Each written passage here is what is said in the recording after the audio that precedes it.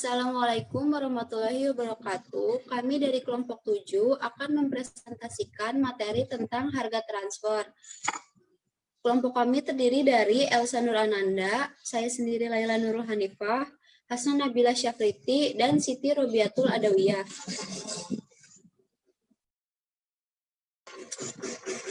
Kapan harga transfer diperlukan? Jika organisasi perusahaan komputer menerapkan sistem desentralisasi, maka setiap segmen usaha merupakan sebuah pusat. Jika segmen usaha tersebut dianggap sebagai sebuah pusat laba atau pusat investasi, maka segmen tersebut akan dievaluasi berdasarkan laba yang dihasilkan atau berdasarkan return on investment atau ROI atau residual income RI atau dengan menggunakan ukuran economic value added atau EVA. Divisi komponen tidak bisa memberi secara gratis kepada divisi komputer karena divisi komponen berkewajiban untuk menghasilkan laba dalam usaha yang dilakukannya. Oleh karena itu, divisi komponen akan menjual dan mengenakan harga kepada divisi komputer. Harga inilah yang disebut dengan harga transfer. Bagi divisi komponen, transaksi ini akan menjadi pendapatan, sedangkan bagi divisi komputer, harga yang dikenakan tersebut menjadi cost. Pada gambar 7.1 dijelaskan bagaimana mekanisme harga transfer tersebut. PT Fiona mempunyai dua buah divisi, yaitu divisi komponen dan divisi komputer. Divisi komponen menghasilkan komponen-komponen komputer, sedangkan divisi komputer merakit komponen-komponen komputer menjadi sebuah komputer yang utuh. Divisi komponen selain menjual kepada komponen, divisi komputer juga bisa menjual komponen yang diproduksinya ke pasar bebas, tergantung kebijakan perusahaan dan harga jual mana yang lebih menguntungkan divisi tersebut. Divisi komputer, harga jual akan menghasilkan komputer utuh yang merupakan produk akhir PT Fiona, dan kemudian menjual komputer tersebut ke pasar bebas. Selain bisa membeli komponen dan divisi komponen dari divisi komputer berhak untuk membeli komponen dari pasar bebas, misal PTX. Jika dirasa membeli komponen dari divisi komponen tidak menguntungkan bagi divisi komputer tersebut. Mekanisme harga transfer pada PT Fiona dapat dilihat pada gambar 7.1 berikut ini. Nah, ini adalah gambar 1, contoh mekanisme harga transfer bisa dilihat. Tujuan penetapan harga transfer. Ada 3 tujuan penetapan harga transfer menurut Blocker et al., yaitu yang pertama untuk memotivasi manajer, yang kedua untuk memberikan insentif kepada manajer agar mengambil keputusan yang diharapkan sejalan dan konsisten dengan tujuan perusahaan. Yang ketiga, menyediakan basis penilaian dan penghargaan yang adil bagi manajer. Agar dapat memenuhi ketiga tujuan tersebut, dalam penetapan harga transfer harus memperhatikan tujuan strategis perusahaan secara keseluruhan.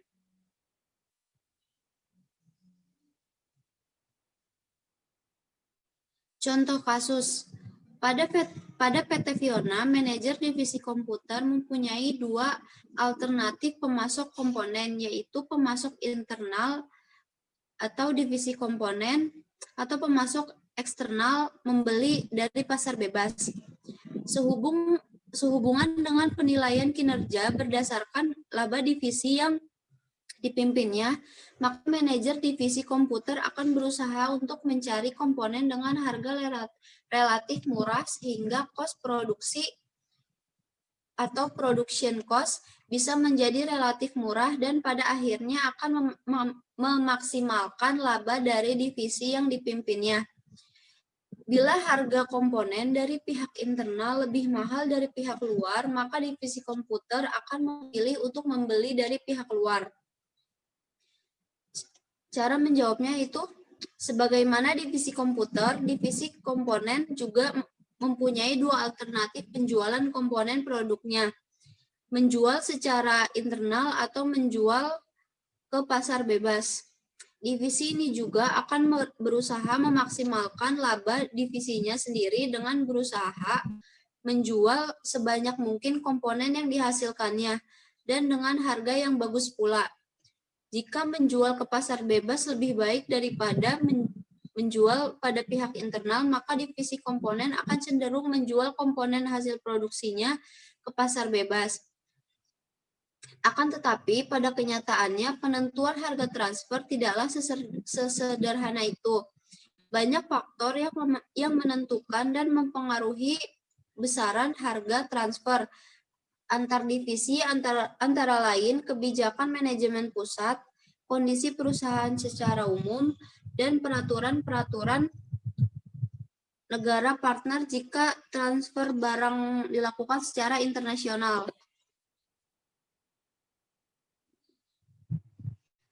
Syarat untuk penetapan harga transfer. Untuk penetapan harga transfer agar sesuai dengan tujuan penetapan harga transfer, ada beberapa syarat yang harus dipenuhi, yaitu yang pertama, manajemen pusat dari induk perusahaan akan mengukur keberhasilan divisi dari kontribusi laba divisi atau cabang kepada perusahaan secara keseluruhan. Manajer divisi harus memiliki motivasi dan pola pikir untuk mengejar laba yang tinggi dengan asumsi jika laba divisi makin tinggi berarti makin sukses manajer mengelola divisi tersebut. Divisi atau cabang merupakan pusat laba atau pusat investasi yang mempunyai otonomi cukup luas dalam melakukan keputusan bisnis dan dalam pengaturan administrasi, seperti menjual atau membeli dari pihak luar perusahaan. Akan tetapi, pusat atau induk perusahaan tetap memegang kebijakan yang menyeluruh dan mempunyai kekuasaan tertinggi yang suatu saat bisa menentukan kebijakan yang berbeda dengan kebijakan divisi atau cabang. Selanjutnya di sini saya akan menjelaskan tentang masalah harga transfer. Apabila perusahaan menerapkan sistem harga transfer, maka sistem harga transfer tersebut harus memenuhi 3 syarat berikut, yaitu yang pertama, evaluasi kinerja yang akurat, yang kedua, keselarasan tujuan, yang ketiga, terpeliharanya otonomi atau divisi atau cabang. Evaluasi kinerja yang akurat bermakna bahwa tidak ada satu manajer divisi yang bisa mengambil keuntungan dari kerugian divisi lainnya. Keselarasan tujuan artinya manajer divisi harus berusaha untuk memilih tindakan yang akan memaksimumkan laba perusahaan secara keseluruhan. Otonomi artinya manajer pusat jangan sampai melakukan campur tangan dalam hal pengambilan keputusan yang terkait divisi atau cabang. Permasalahan harga transfer adalah bagaimana agar ketiga hal tersebut terpenuhi. Meski intervensi langsung manajemen pusat dalam hal penentuan harga transfer tidak disarankan, pembuatan petunjuk umum masih dapat diterima. Salah satu petunjuk yang dapat diterima disebut dengan pendekatan kos kesempatan. Dapat menjadi panduan untuk rentang harga transfer. Pandangan dan kesempatan yang dimiliki oleh divisi pembeli atau divisi penjual sangat penting diperhatikan dalam penetapan harga transfer. Pendekatan kos kesempatan berusaha untuk mengidentifikasikan harga transfer minimum dan maksimum untuk mengakomodir kepentingan divisi penjual dan divisi pembeli. Adapun definisi harga transfer minimum dan maksimum menurut Hansen dan Moen tahun 2006 adalah sebagai berikut. Harga transfer minimum adalah harga transfer yang bersedia diterima oleh divisi penjual dan penjual jika menjual kepada divisi internal tanpa merugikan divisi penjual jika dibandingkan dengan menjual produknya atau output kepada pihak eksternal perusahaan. Harga ini terkadang disebut juga dengan harga dasar dari rentang penawaran. Selanjutnya ada harga transfer maksimum. Adalah harga transfer yang dapat diterima oleh divisi pembeli jika membeli bahan baku atau input dari pihak internal tanpa merugikan divisi pembeli jika dibandingkan dengan membeli bahan baku serupa dari pihak eksternal perusahaan. Harga ini juga biasa disebut dengan harga atas dari rentang penawarannya. Proses transfer internal antar divisi akan terjadi jika harga transfer minimum berada di bawah harga transfer maksimum. Pendekatan ini akan menjamin bahwa tidak ada divisi pun yang akan mengalami kerugian dari proses transfer internal. Tidak terjadinya kerugian berarti laba total dari divisi tidak akan mengalami penurunan akibat terjadinya transfer internal.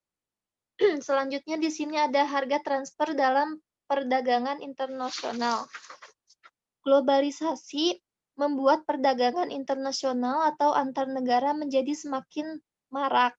Sebuah perusahaan tidak lagi hanya membuka cabang atau perusahaan di dalam negeri, akan tetapi juga membuka cabang atau anak perusahaan di luar negeri dengan berbagai tujuan.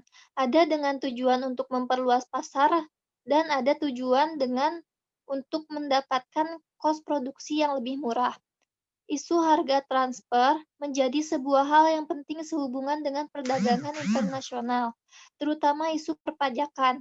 Beberapa tujuan tambahan harga transfer pada perdagangan internasional adalah yang pertama, meminimalkan beban pajak lokal dan internasional.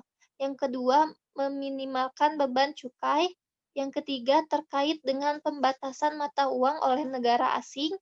Yang keempat, terkait dengan risiko pengambil alihan oleh negara asing.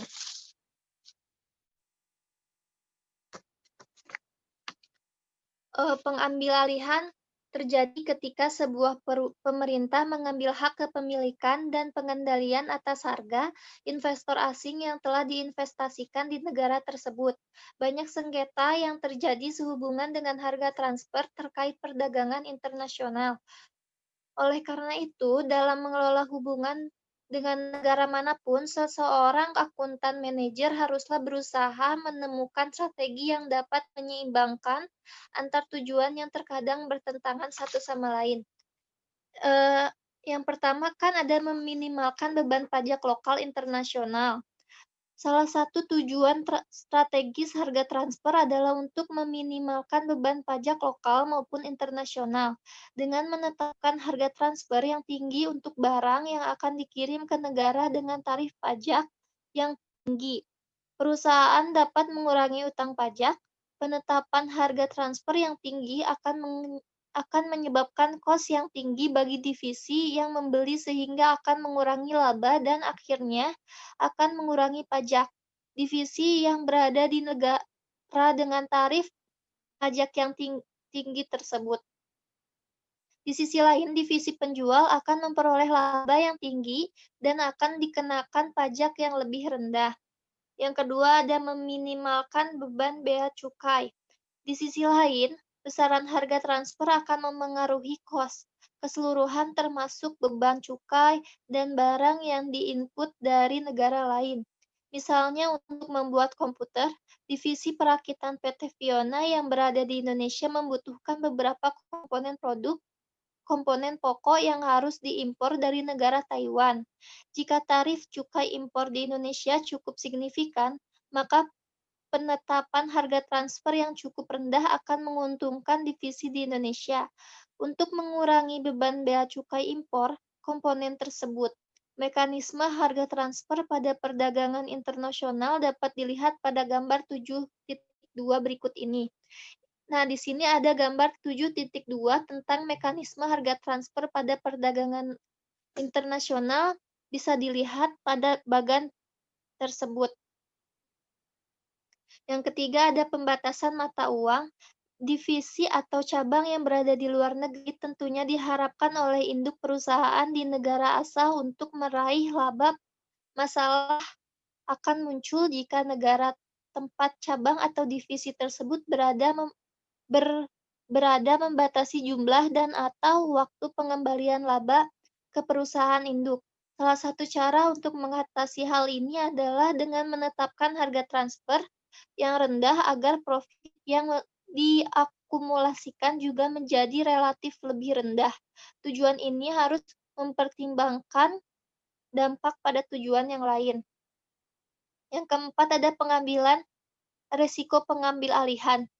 Jika terdapat resiko pengambil alihan pada suatu negara cukup signifikan, maka perusahaan harus mengambil tindakan-tindakan pengamanan yang diperlukan, seperti membatasi jumlah investasi baru, membangun hubungan yang baik dengan pemilihan pemerintah setempat, dan menetapkan harga transfer sedemikian rupa, kemudian mengirimkan kembali dana di negara tersebut sesegera mungkin ke negara asal perusahaan. Metode dalam transfer pricing. Terdapat dua klasifikasi metode transfer pricing. Yang pertama, traditional profit metode, yaitu metode comparable uncontrolled price atau CUP, resale price method RPM, dan cost plus metode atau CPM. Yang kedua ada transactional profit metode, yaitu transactional net margin metode TNMM, dan transactional profit split method atau PSM. Yang pertama, metode perbandingan harga antara pihak yang tidak mempunyai hubungan istimewa atau comparable uncontrolled price atau CUP. Membandingkan harga dalam transaksi yang dilakukan antara pihak-pihak afiliasi dengan harga barang atau jasa dalam transaksi yang dilakukan antara pihak-pihak independen dalam kondisi atau keadaan yang sebanding. Yang diperbandingkan dalam CUP adalah harga. Harga wajar sama dengan harga pihak independen sebanding. Syarat CUP, tidak terdapat perbedaan di antara transaksi yang dibandingkan.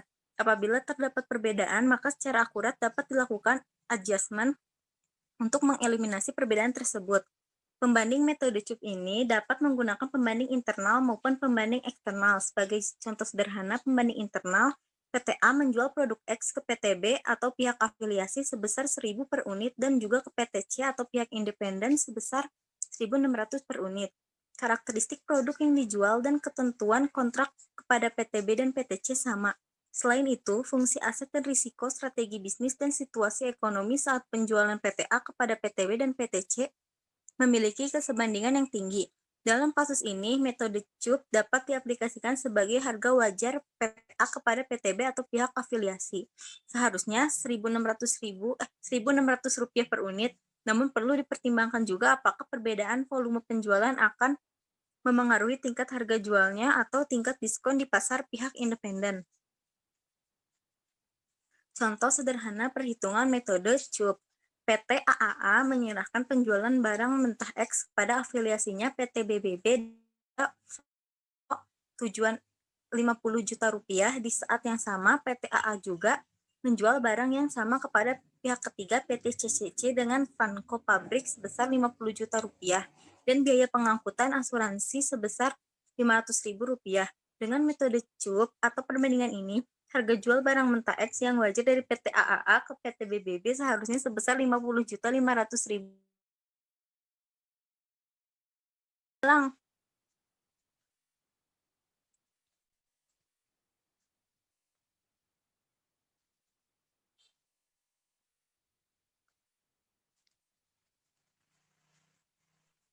Tadi slide yang mana ya, Sa?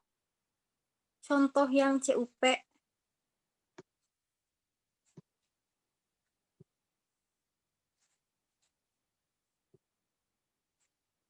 Yang ini ya? Yang kedua, ada metode harga penjualan kembali atau resale price method atau RPM. Menilai kompensasi wajar yang diterima pihak afiliasi yang berfungsi sebagai distribusi atau pemasaran yang akan menjual kembali tanpa penambahan nilai yang substansial. Resale price method dimulai dengan harga di mana produk yang telah dibeli dari perusahaan afiliasi dijual kembali kepada perusahaan independen. Harga ini atau harga jual kembali kemudian dikurangi dengan margin kotor yang sesuai pada harga ini. Metode ini yang diperbandingkan adalah laba kotor. Harga wajar pembelian afiliasi X sama dengan harga jual kembali Y dikurang laba kotor yang wajar untuk reseller. Laba kotor yang wajar untuk reseller didapatkan dengan mencari pembanding baik pembanding internal maupun eksternal. Contoh sederhana perhitungan RPM. PTA dan PTB yang memiliki hubungan istimewa melakukan transaksi barang sebesar 10 juta rupiah. Kemudian PTB menyerahkan barang tersebut kepada PTC yang tidak memiliki hubungan istimewa dengan harga 20 juta rupiah. Ternyata ada transaksi barang sejenis antara PTAA dan PTBB yang sama sekali tidak memiliki hubungan istimewa dengan markup 20%.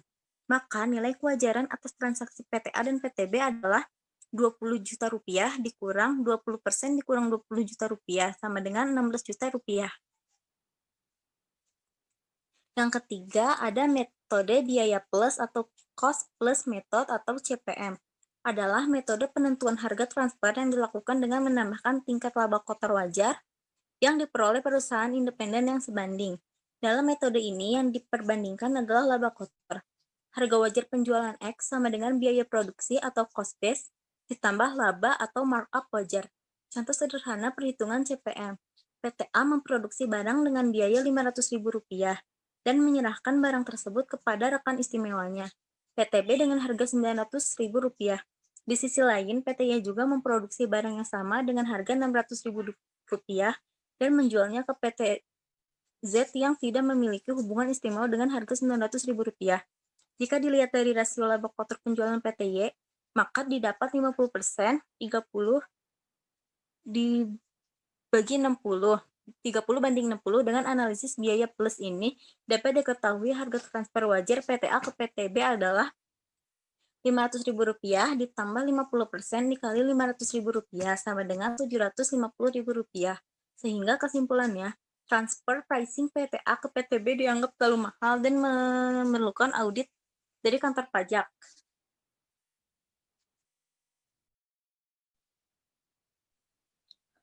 Untuk yang selanjutnya adalah metode yang keempat, yaitu metode pembagian laba atau profit split method atau VSM. Metode transfer pitching yang wajar satu ini mengidentifikasi laba gabungan atas transaksi pihak yang memiliki hubungan spesial yang dibagi oleh pihak yang memiliki hubungan spesial tersebut menggunakan dasar yang wajar secara ekonomi. Dasar perkiraan tersebut harus menggambarkan laba yang wajar dan tercermin berdasarkan kesepakatan antara pihak-pihak yang tidak memiliki hubungan spesial. Metode ini dibagi menjadi dua. Yang pertama yaitu metode laba kontribusi. Pembagian laba yang memiliki hubungan spesial berdasarkan fungsi yang dilakukan, aset yang digunakan, resiko yang ditanggung setiap pihak yang terlibat dalam transaksi pihak terafiliasi tersebut. Dan yang kedua yaitu metode laba residu. Metode identifikasi laba sisa dengan mengurangi laba rutin setiap pihak terafiliasi hubungan spesial dari laba gabungan, kemudian laba sisa tersebut dialokasikan berdasarkan kontribusi pihak terafiliasi yang terlibat. Metode ini bagi digunakan apabila pihak yang memiliki hubungan istimewa ini benar-benar terintegrasi, maksudnya tidak ada aktivitas yang dilakukan secara terpisah. Syarat lainnya adalah terdapat barang tak terwujud yang unik menyebabkan sulitnya dalam menemukan perbandingan yang tepat.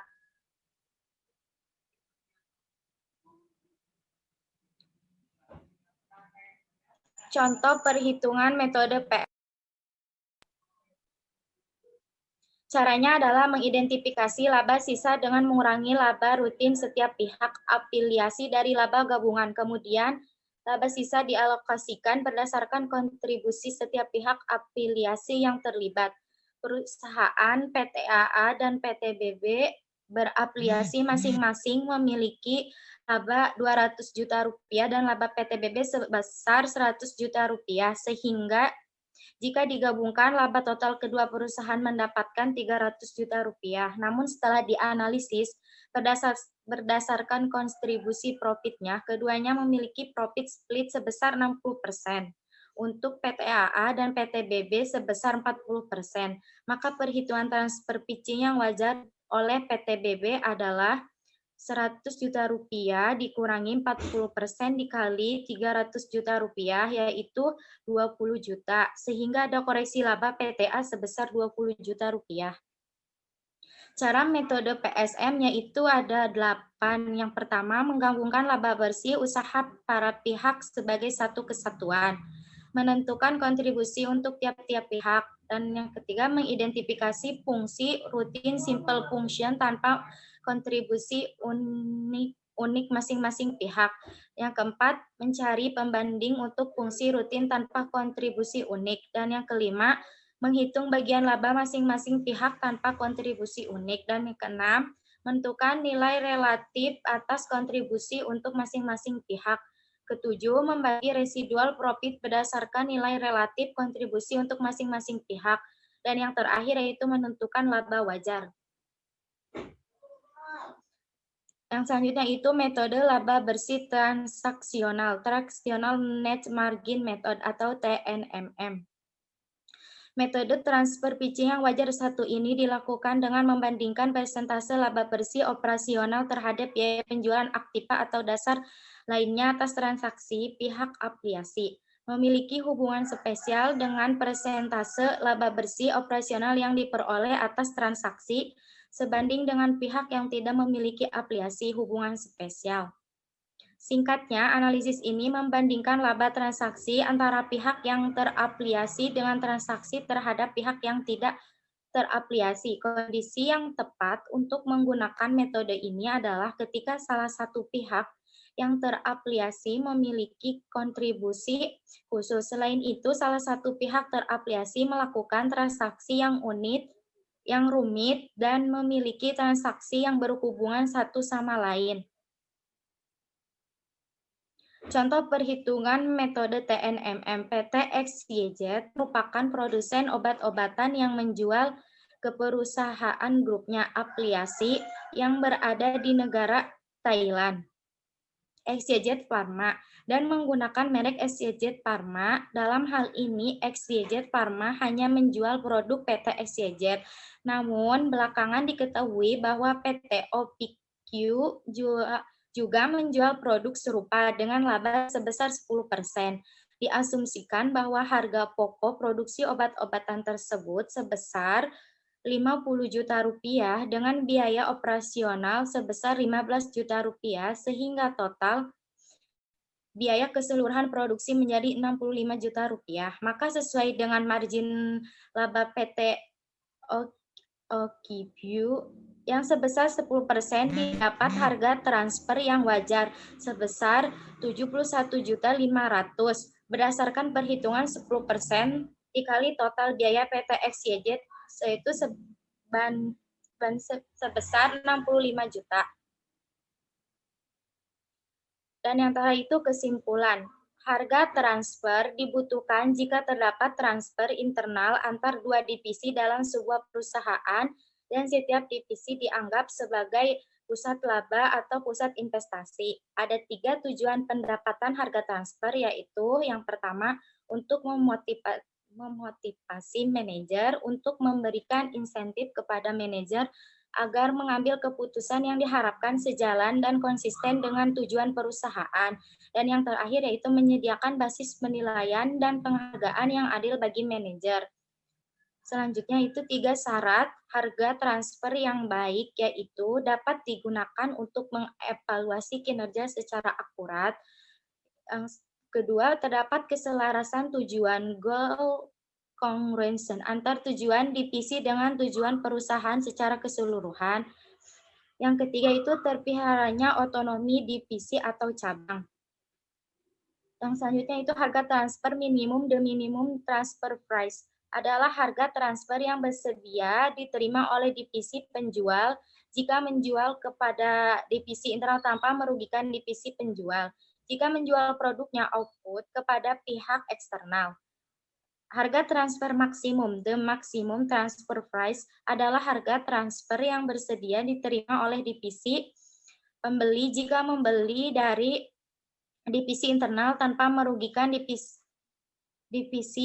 pembeli. Jika pembeli bahan baku input dari pihak eksternal, harga transfer pada perdagangan internasional mempunyai 4 tujuan, yaitu meminimalkan beban pajak lokal internasional, meminimalkan beban cukai terkait dengan pembatasan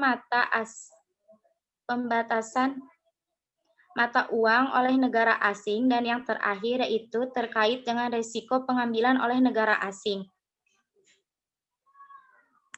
Sekian dari presentasi kelompok kami, kurang lebihnya mohon maaf. Wabillahi taufiq wal hidayah. Wassalamualaikum warahmatullahi wabarakatuh.